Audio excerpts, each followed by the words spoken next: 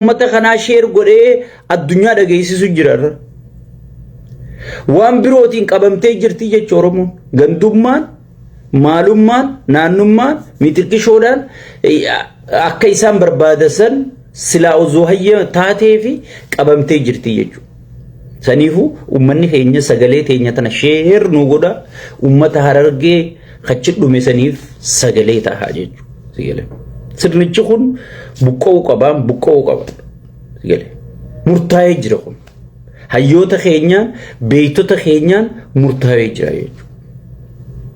Waalaikum salaam jaan ziizo. Murtaa'ee jira jechuudha. Hayyoonni keenya waan arraatii miti waan boruu arkan. Waan boruutiin waan boru duuba jiru arkanii jechuudha. Sirni kun yoo lafa gad dhaabbatee osoo lafaa gad hin dhaabbatin osoo hundee gad hin fageeffatin Oromoo caccabsuu, Oromoo diiguu, Oromummaarra duuluu, sabboonummaa hanga nam tokkoon baatutti nama tokko kasabaa kanaa dhimmamu paartii keessaa baasutti hojjechaa jira jechuudha. Kun sirna ilma abbaa gadaatii, sirna Oromootii kajuu gartee diina Oromoo qofa malee ilmaan Oromootii miti jechuudha buleeyyanki. Tana laal jala muraatuma walitti hima. Jala muraatuma walitti hima. Sirni kun keessattuu Oromoof diina erga jee keessattuu bakka Oromummaan irraa madditu Harargeef diinaa nuti arkinee jira. Dhibeeyna wajji dalaguu turre waan kana nuu gadhaabe. Sirri beeyna Harargee biyya keessa jirtu diinagdee isii caccabsee nama isii khawaabee aangurraa yaasee yessarii qofa beera gurguddaa kana aangurratti ol guuratee beerri waan barbaadu arkannaa waa takka. Abbaan isaan dhale. Abbaa isaan dhale wannitti aanoo jirti abbaa isaan dhale yoo namichi kurra shanerran kaayyannee. Gaafa diinagdeen Harargee caccabtu gaafa diinagdeen Harargee namaa gattaatu gaafa namni jimaa gurguratee daldalatee ilmaan qaraasifachuu ilmaan barsiifachuu ilmaan gartee fuusifachuu intala heerumsiifachuu dadhabu isaaniif gammachuu isaanii wajji gartee wiskii cir godhanii nyaatanii jechuudha wannichi keessaa baane jettu. Maaliif sirni kun waan beekuuf duraan tolfatee jechuudha. Haga nama dhuunfatti siinjee haga nama dhuunfatti if keessaa xaragee baase. Nama sabboonummaan itti sabboonummaadhaan sigale aboo wanni kun hin taatu je'ee gartee saba kanaaf sagalee ta'u haga nama dhuunfatti if keessaa baasee uummata Harargee duulan taanee turre deemu jira. Nuti waa garree dura dhaabbachuu jira jechuudha. Paartii fi jaarre paartii fi xafaaxafnee tolchine dura dhaabbachuu jira bar. Sigale.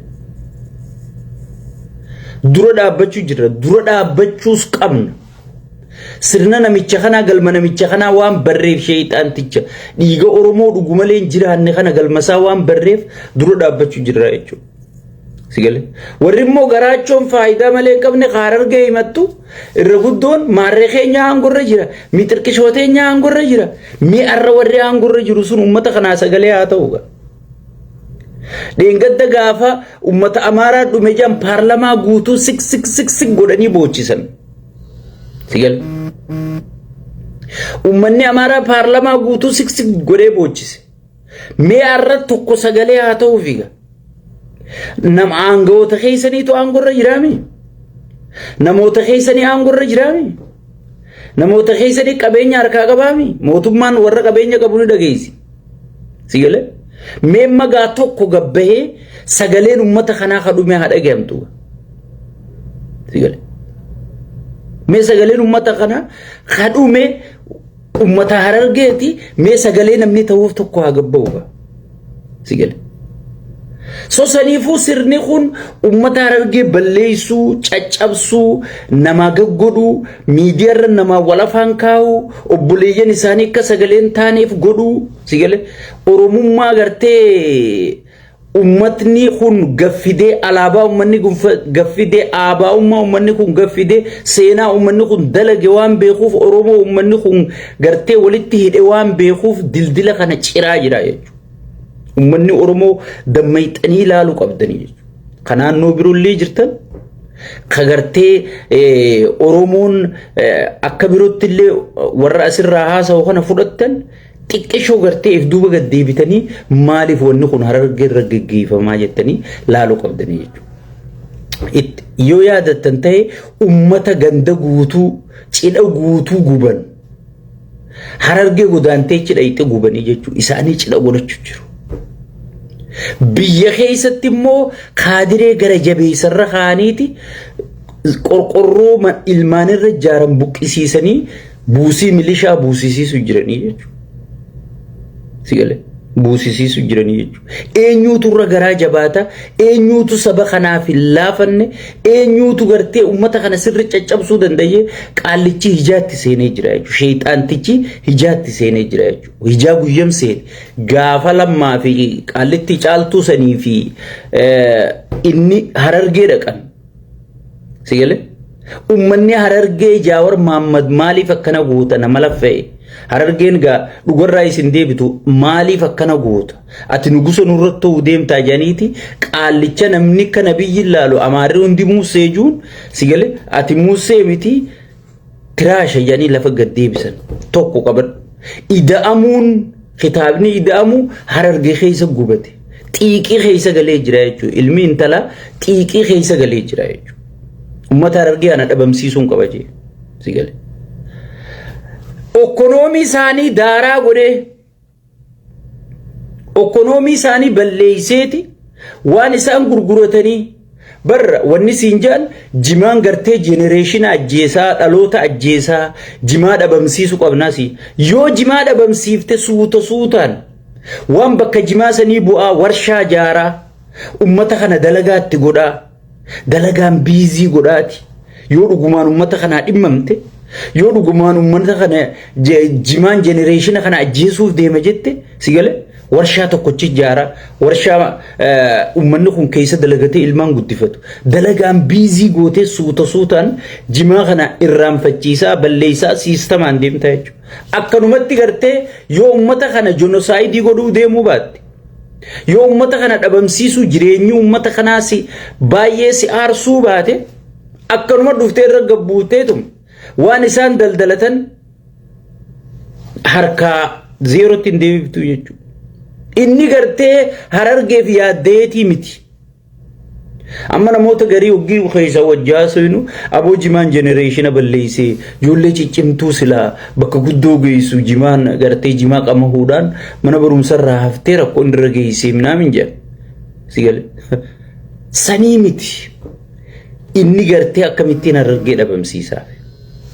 Akkamittiin Harargee dhabamsiisaa?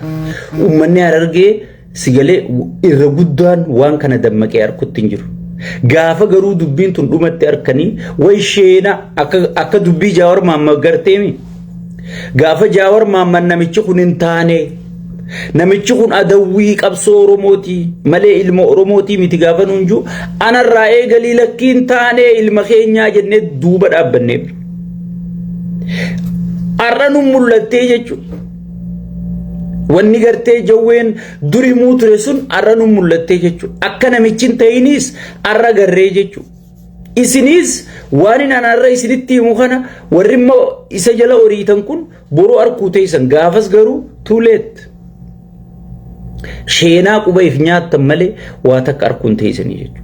Sigale waa takka arkuun teessanii jechuudha. Saniifuu ummanni keenya Oromoonni naannoo biroo sirri sagalee nuu ta'a. Nama keenya gosaan facaasanii jiran. Nama keenya gandaan adda diiganii jiran. Nama keenya walirra bobbaasanii jiran. Sigale. Saniifuu sheer nuu godhaa sagalee nuu ta'a ummata dhume kanallee sagaleen isaanii please akka dhagayamtu. Reefuma sanuu akka awwaallachuu danda'an. Sigale. Reefuma sanuu akka awwaallachuu danda'an nuu godhaadhaa jechuudha. Amma reefa san awwaaluu dadhabnee bira dhaabbachuu jirraa jette ijoolleen. Waan goonu wallaallee jette.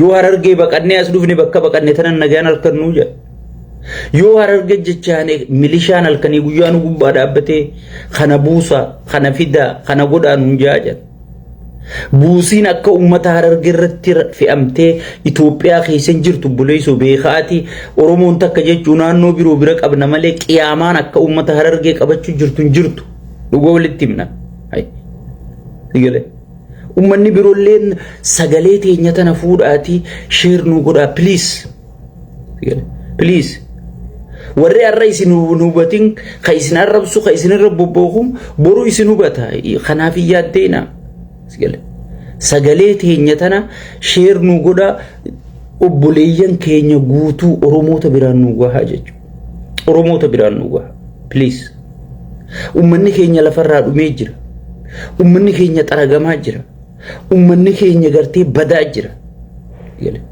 guutuu nu balleessaa jiran yakki biroo kan dalanii jirtu Oromummaa keenyaa fi badaa jirra jechuudha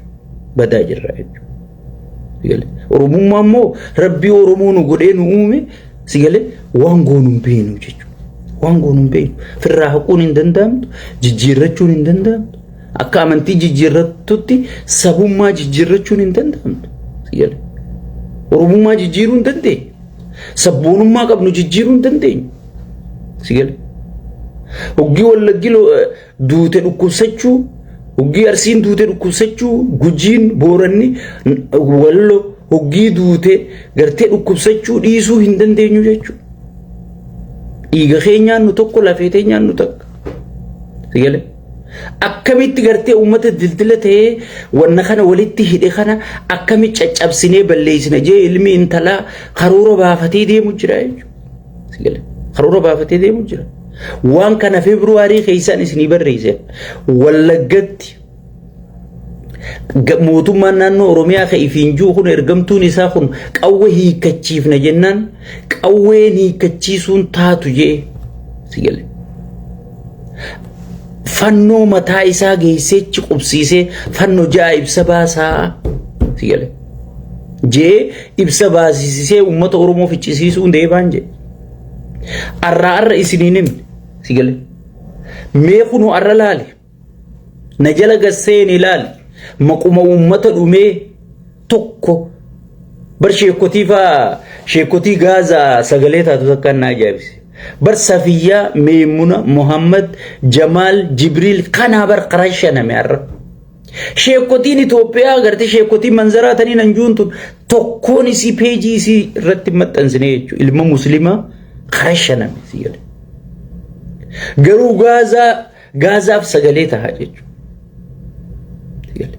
osoon Oromoon isa jalatti bobaasaa jalatti gandasaa keessatti rashanamaa jiruuti sigale Gaazaaf sagalee tahaa jechuudha Gaaza isarra haaramu sigale Gaazaaf sagalee tahaa jechuudha mee peejii isaanii tokko jala laala karaa hamatallee ummata sanii kadhate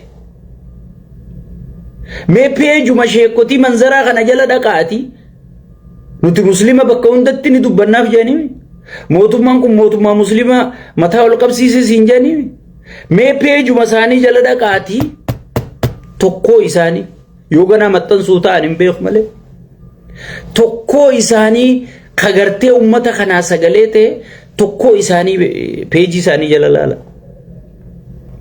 yoo Gaazatti gaazexanyaan tokko du'e takka ijoolleen takkaan talti takka duute inna lillahi wa inna ilayhi raaji'uun siin jedha maaliif gartee wanti hundi waan garaachoodha waan liqimsaati ka sheyxaantichi Gaazaa sagalee ta'aniif liqimsaarraa muruu jechuudha sigale saniifuu sabboontonni gootonni sigale ijoolleen gartee qabsoo dhugaa wajji qabsaawaa jirru ummataaf sagalee tahaa nuti dafqaan bulaadhaa beekna waan keenya dalaganneeti haga sa'aatii qabnu ummata keenya sagalee taanaa jechuudha mootummarraa haareen eeggannu mootummarraa kondominiyeemiin eeggannu sigale warri amma mootummaa faarsu kun beekaati ummataaf sagalee taajaa malee viidiyoo bakkatti erganii jira anniin beeka bakkatti ergamu warri paartii laaluufi jira warri hogganoota laaluufi jira jechuudha jabaadhu jedhaniin sigale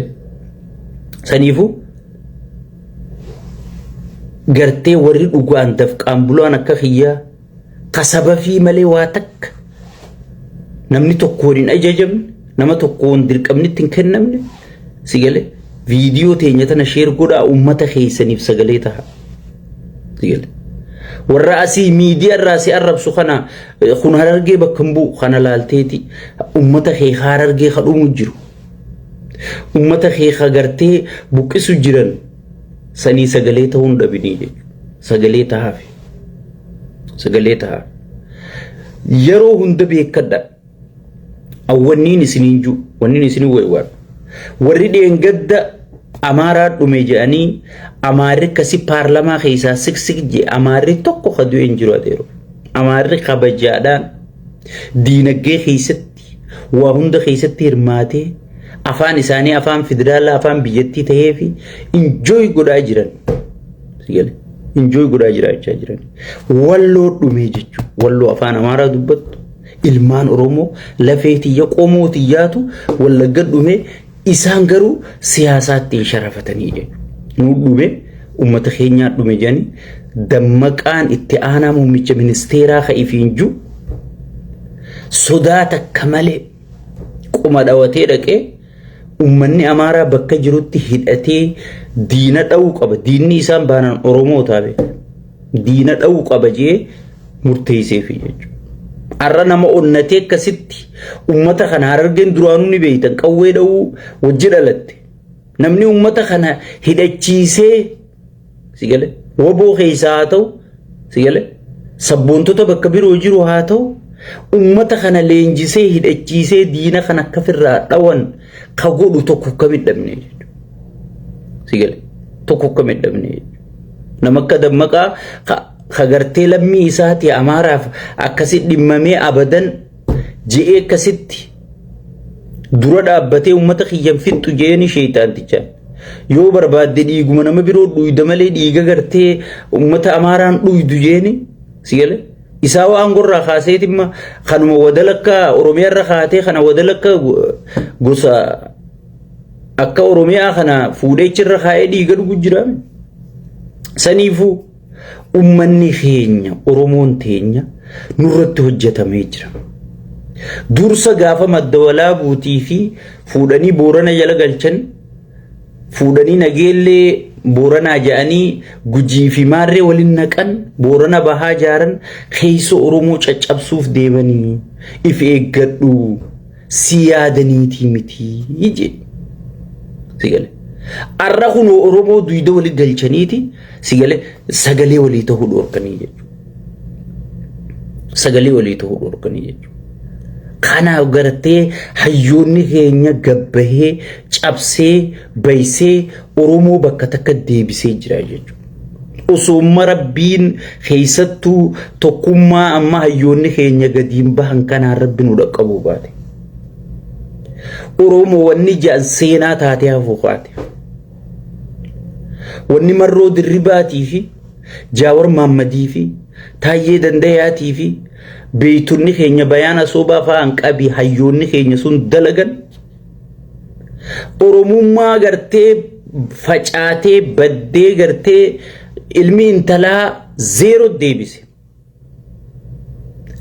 sani gartee oromummaa facaate san akka gartee wanni itti walii qabanii jechuudha ta duqeetii inni godhe san qilleensarraa walii qabanii lafa gad deebisanii jechuudha sirni kun